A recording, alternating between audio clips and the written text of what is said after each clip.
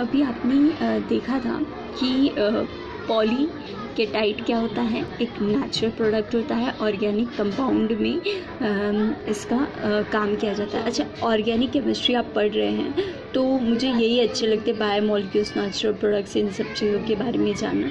मैंने कहा अच्छा मॉस्कोन, ठीक है, मॉस्कोन का ज़्यादा कुछ नहीं होगा, आपको ना ये स्ट्रक्चर दिया जाएगा। तो ये वैसे ये बताया गया था, ये मुस्कॉन है, तो ये एक पॉलीकेटाइड है, पॉलीकेटाइड।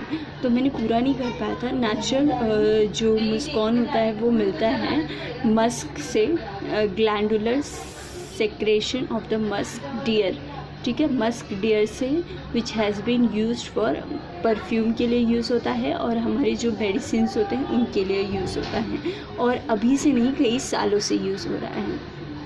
ठीक है, अब तो हमने समझ लिया कि परफ्यूम बनाने के लिए और आपके मेडिसिन्स के लिए बहुत सालों से, thousands of years it has been used, और ये पाया जाता है मस्क डियर से। अब हम लोग थोड़ा सा जान लेते हैं, ये आपकी इस पॉइंट ऑफ व्यू से नहीं है कि अरे अगर आपको पता होगा तो आप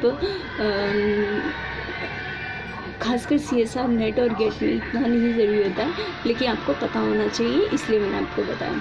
ठीक है, हमने पहला जो किया फर्स्ट जो है वो है आपका सिट्रोनिलर, ठीक है, ओ मिथाइल, और ये इस तरीके स्टेप हुआ, फिर ये इस तरीके से, फिर हमने क्या डाला, ग्रब्स कैटालिस्ट, ठीक है, रिएजेंट भी आपको पता चल, रुइडियम इसका रिएजेंट, तो EG मिक्सचर मिला, और फिर हमने क्या किया, हाइड्रोजनेशन, CH3OH मिथाइल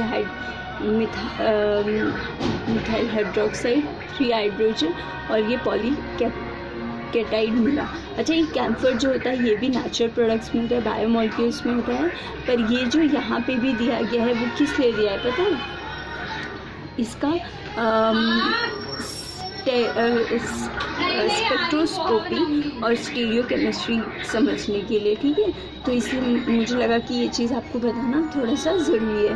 सेम ये भी जो आपका दिया हुआ है स्ट्रेचिंग फ्रीक्वेंसी, ये सब कुछ स्टीरियो केमिस्ट्री से बिलोंग करता है, तो आपको थोड़ा पता होना चाहिए। अब हम लोग ये जो साइड फंक्शंस हैं इन चीज़ों के बारे में समझेंगे। ये जो है ये भी एक तरीके एक्सप्रेशंस है, ये जो क्वांटम मैकेनिक्स होता है उसमें यूज़ किया जाता है। So that's it.